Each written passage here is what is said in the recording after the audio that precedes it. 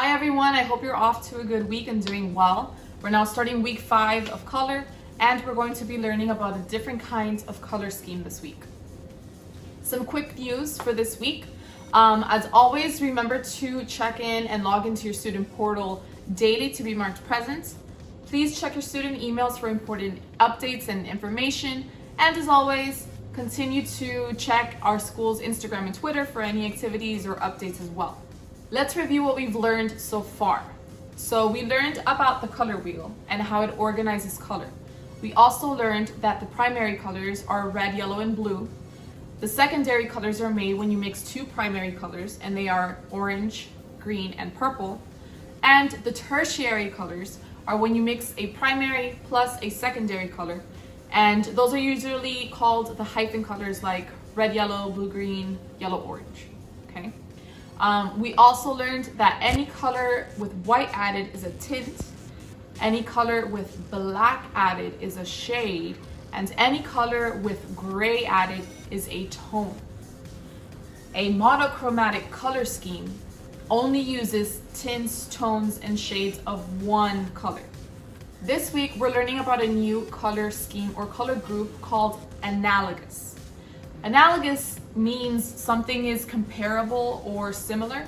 So when we talk about an analogous color scheme, it deals with colors that are similar to each other on the color wheel. Let's take a closer look so you can see what I mean. When we learned about the history of color, we saw that the colors on the color wheel are organized. They're placed in a specific place based on their relationships with each other. For example, the primary colors are spaced out from each other, and in between are the secondary colors, and the tertiary colors are between those. So for example, if you want to know how to make the color orange, you look at the color wheel and you check what two primary colors it's in between. Here we can see that the color orange is between the primary color yellow and the primary color red. Once you know how the color wheel is organized, it's easier to understand what an analogous color scheme is. As you see here, if we choose a color, let's say yellow, and then continue to select 3 to 5 colors directly next to that color, either on the left or on the right, those colors have some similarity. So here you see that the yellow green, and the green were selected. This is an analogous color scheme. You can then choose another set of colors, like for example, if you choose the purple down below, and then you choose to the left of that a red purple, the red, and the red orange, that's also an analogous color scheme.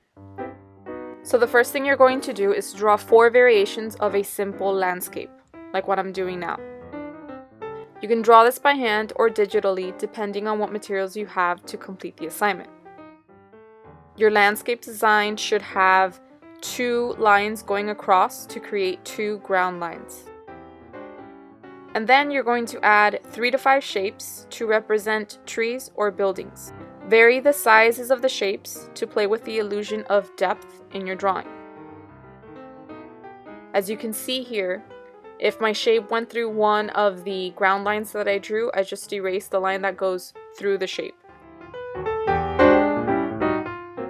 Once you have the simple landscape drawing done, then it's time to select the analogous color scheme. So for this, you're going to have to do some browsing if you're doing just regular colors. Remember, you are not creating tints, shades, or tones of a color. You're literally looking for an already made color or combining colors to make that exact color. So here what I'm doing is I'm looking for a red orange, an orange, a yellow orange, and a yellow. So I'm sorting through them, I'm reading the colors, and then you can even scribble on a scrap sheet of paper just to see if it's the color that you're looking for. Once you have the colors that you're going to use selected, then right next to your drawing, that's where you're going to write the name of the colors that you used.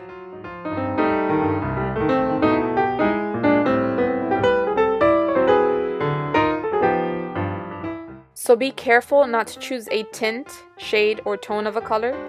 I could have grabbed that light blue, but that was not one of the colors that are actually on the color wheel. So if you're going digital, then this is what you're going to be doing.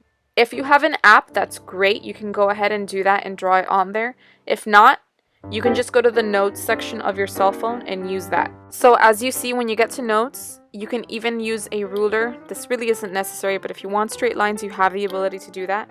But then down below, just select the brushes or the pencil and draw out your simple landscape. And then when you go to color it, then you're just going to select one of the colors that they have available there.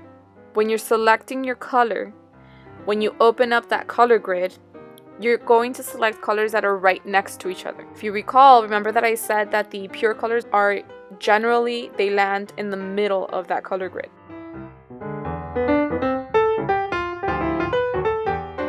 So once you've drawn it and you've colored it in, then you're going to open back up that color grid and then take a screenshot. After you take a screenshot, directly on that screenshot, just circle the colors that you used and save that screenshot. That way I know which colors you actually selected to fill in your design. And then that screenshot you submit along with your actual 4 finished drawings.